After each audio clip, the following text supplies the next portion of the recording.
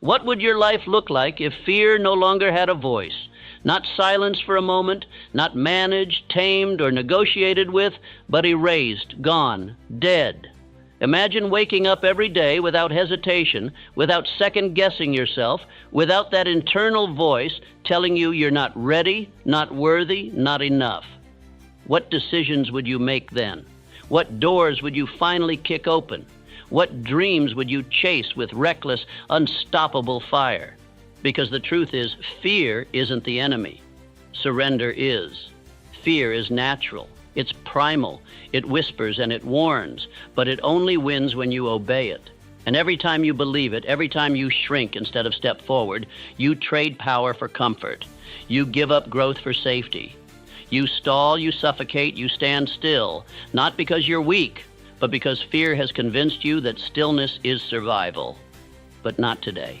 Today we expose fear for what it is, a liar, a story, a shadow pretending to be real. And today we bury it, not with feel-good fluff or shallow hype, but with truth, with discipline, with practice, with a purpose that's bigger than your excuses. In the next few minutes, you're going to learn how to stop running from fear and start hunting it. You'll learn how to stand tall even when your hands shake, how to act before fear fades, and how to build a mind so sharp and disciplined that fear has no room left to live. So take a deep breath, step forward, and don't look back, because this is the day you kill the fear. Let's get something straight. Fear is not your enemy. Fear is instinct. It's ancient. It's built into your biology to protect you. And in many ways, it's kept you alive. But what fear was never meant to do is lead you. It was never meant to be your guide, your counselor, your decision maker. Yet that's exactly what most people let it become. They let fear steer the wheel. And then they wonder why their life feels like it's going in circles. You feel fear when you're about to do something unfamiliar, something risky, something that threatens your comfort or control. That's not weakness. That's your brain doing what it's been wired to do. But here's the truth most never hear. Fear itself isn't what stops you. Inaction is. The real enemy isn't the fear you feel. It's the pause you take because of it. It's the opportunity you don't chase. The silence you choose instead of speaking up. The dream you shelve for some other time. Most people are waiting for fear to disappear before they take action.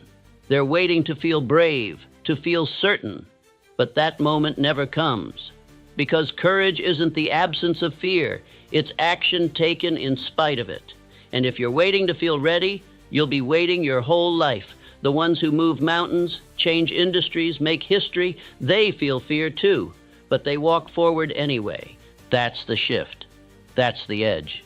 You don't need to be fearless. You just need to stop obeying fear like it's a command. You need to stop giving it authority it never earned. Fear can sit in the passenger seat, sure, but it doesn't touch the wheel, not anymore. And here's where it gets powerful. The more you move through fear, the smaller it becomes. Every time you act when you're afraid, you teach your brain that fear doesn't mean stop. It means this matters. It means step up. It means you're getting close to something important. Repetition rewires reality. And the more you face fear head-on, the less control it has over you. You become something fear can't live inside, because you've trained your mind to act before fear can settle in. So the next time fear rises in your chest, remember this: you don't need less fear. You need more movement. Don't analyze. Don't overthink. Don't negotiate. Just move, because fear hates momentum. And the moment you act, the fear begins to die. Fear is a master storyteller. It crafts lies so believable, so emotionally convincing that they feel like truth. But here's the brutal fact. Fear is a liar. And the most dangerous lies it tells are about you. It whispers that you're not ready, that you're not smart enough, talented enough, worthy enough, that if you try, you'll fail, that if you speak, they'll laugh, that if you chase that dream, you'll crash and burn. And because fear wears the voice of your own mind, you believe it. You accept it as reality, never realizing that it's just a story you've repeated so many times it became familiar. Not true, just familiar.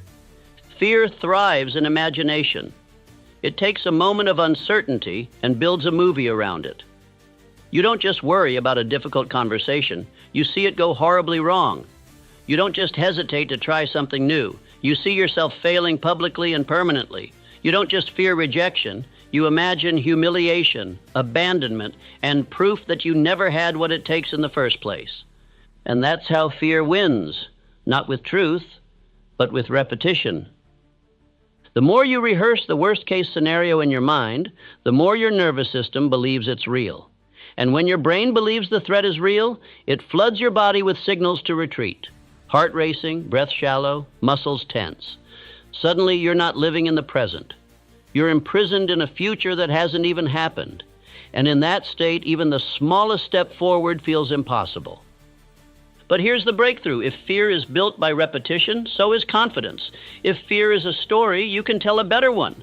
One where you speak and you're heard. One where you leap and you land. One where you fail and rise anyway.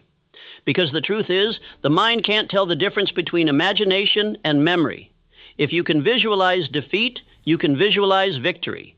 If you can rehearse disaster, you can also rehearse domination. This is the battlefield. Not out there, but in here. And the moment you stop accepting fear's script and start rewriting it, you take back control. You don't have to feel brave to act brave. You don't have to feel certain to move forward. You just have to stop giving fear the mic, because the voice in your head is powerful, but it doesn't always tell the truth. And the biggest lie it tells is that fear is your limit. It's not. It's your signal.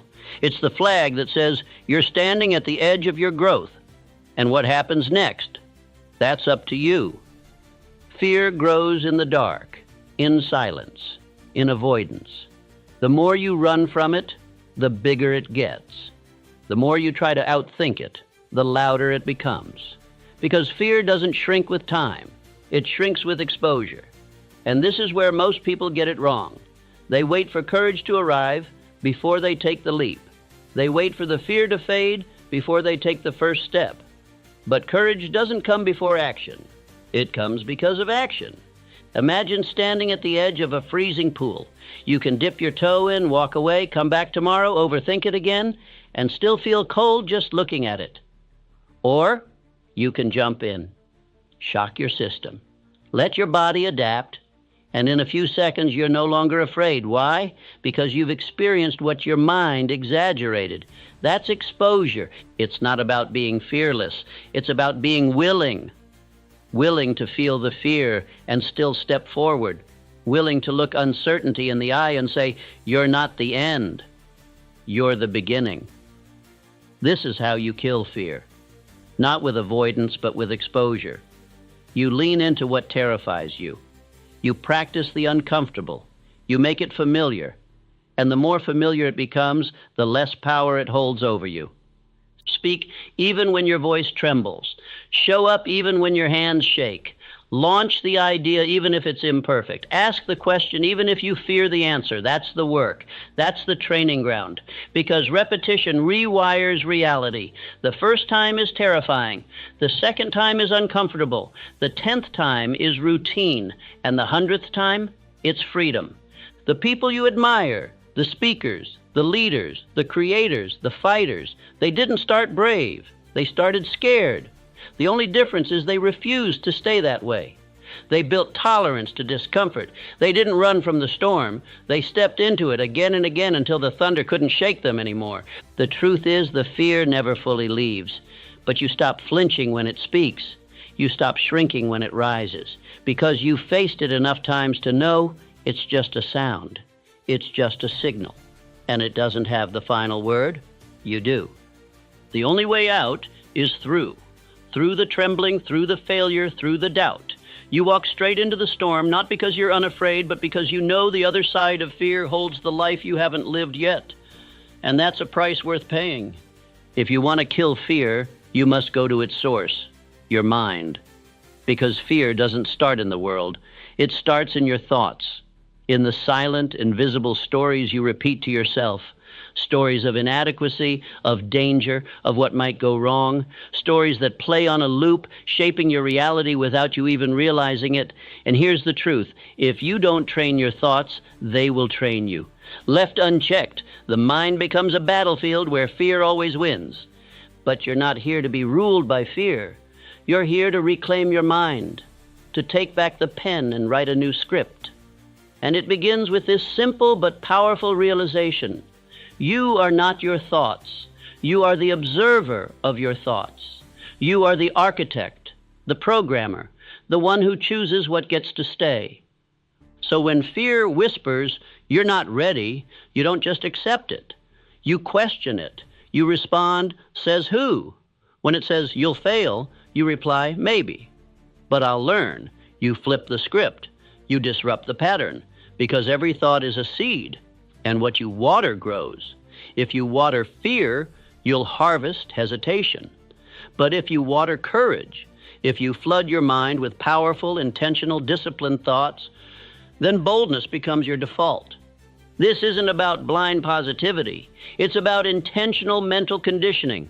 The same way athletes train their bodies, warriors train their reflexes, and musicians train their fingers, you must train your mind with affirmations that declare your worth, with visualization that locks your eyes on the outcome, with repetition that makes greatness feel familiar. Tell yourself what you want to believe until it becomes who you are. Speak it, feel it, act on it every day. I am calm under pressure. I face fear and move anyway. I don't shrink, I expand. These aren't just words, they're commands, and your subconscious is always listening.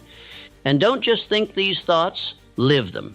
Let your actions reflect your new identity. Your mind learns by watching you. So when you do something bold, when you move despite the nerves, when you speak up despite the shaking hands, your brain registers, we do hard things now. That's how identity changes. That's how fear loses control. You're not weak for having fear, but you stay weak if you let it lead. Discipline your inner world, and the outer world will bend to meet it. Guard your thoughts like a vault. Interrupt the lies. Install the truth. And remember that you always have a choice. Fear may visit, but it doesn't get to stay unless you open the door. Train your mind, or be trained by fear. The choice is always yours. What if fear wasn't a stop sign, but a signal? What if the very thing you're avoiding is the thing you're meant to do? You see, most people think fear means don't. Don't go there. Don't try that. Don't speak up. Don't risk it. But in reality, fear is often a compass. It points toward the edge of your comfort zone, and that's exactly where growth begins. That fire you feel in your chest, that trembling in your hands, that's not weakness. That's life, reminding you that you're standing on the edge of something important. That's your spirit recognizing a moment of truth, because the things that scare you the most are usually the things that will grow you the most. Public speaking, launching the business, ending the toxic relationship, stepping into your purpose. These aren't dangers, they're doorways, and the key to unlocking them is action, not perfection, not certainty, just movement. One step forward, straight into the thing that terrifies you. Courage is not the absence of fear, it is the decision to move in its presence. So when fear shows up, don't shrink. Lean in. Lean toward the fire. Let it sharpen you. Let it burn away your excuses. Let it become fuel. That resistance you feel, it means you're getting close to something real, close to your calling, close to your next level. And let me tell you something most people won't. The fear never fully disappears. Not for the brave, not for the successful, not for the legends. The fear is still there. But they've made peace with it. They've learned to walk with it, to keep going, even while shaking. That's what makes them fearless. Not that they feel nothing, but that they refuse to be owned by it. So the next time fear shows up, say, thank you, I see you, but I'm not stopping. And then take that step, make the call, hit publish, say yes, say no, say the thing that scares you. The moment you lean toward the fire, then the fear begins to fade, and what's left is freedom.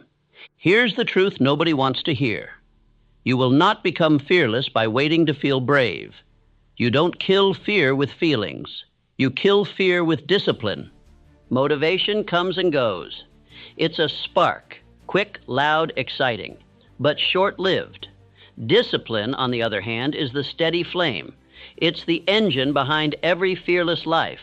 Because when you train yourself to act, not when you feel like it, but when it needs to be done, you become dangerous. You become untouchable. Courage isn't a lightning bolt. It's a decision. A daily decision to show up, to do the hard things, to lean into the discomfort again and again, even when your mind screams for safety, especially then. This is what the greats understand. They don't wait for confidence. They act, and confidence catches up. They don't wait for the fear to vanish. They do the thing anyway, and fear learns it has no place there. Discipline silences fear because it removes the negotiation. There's no debate, no should I or shouldn't I. It's already been decided. The alarm rings, you rise, the task is hard, you do it anyway. The voice of doubt whispers, you walk forward in spite of it. That's discipline, and that's how the fearless are made. You see, the more you act in the presence of fear, the more you rewire your mind. You condition it to understand fear is not danger, it's data. And data doesn't control you, it informs you. So ask yourself, are you living by feeling or are you living by principle? If fear is still calling the shots, then it's time to shift. Build rituals that strengthen your mind. Surround yourself with reminders of your vision. Keep your commitments to yourself. One small act of courage every single day, and you'll wake up one day wondering why you ever let fear run the show. Discipline makes you consistent, and consistency makes you inevitable. Picture this. You're lying on your deathbed moments from the end. Around you are not just memories, but the ghosts of every dream you didn't pursue, every risk you never took, every version of you that could have existed. And they look at you with one question. Why did you let fear decide for you? You see, fear doesn't just steal your moments. It steals your legacy. It convinces you to shrink, to play safe, to sit down when you were built to stand tall. But what if you knew the cost? What if you could see the future that fear is quietly robbing you of? Because that's the thing. Most people don't realize they're choosing fear. They think they're choosing comfort, safety, familiarity. But what they're really doing is burying their greatness under excuses. They're trading impact for ease, legacy for security. Let me be clear. No one remembers the man who stayed silent.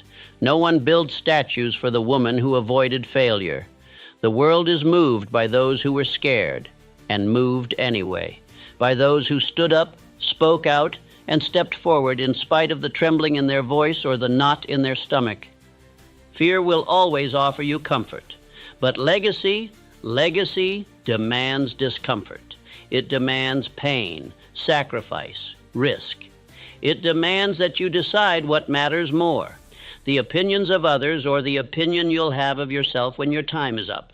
So ask yourself right now, what will your life say when you're gone? Will it whisper of missed chances and silent regrets?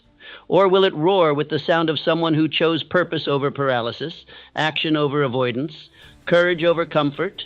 You don't need to know every step. You just need to refuse to let fear have the final word, because your legacy is being written, either way, and only one version ends with you free. If fear is a liar, then your routine is the truth teller, because it's not just mindset that slays fear, it's movement. It's not about one big heroic act. It's about the habits that turn courage into your natural state. The fearless aren't born brave. They're forged by discipline.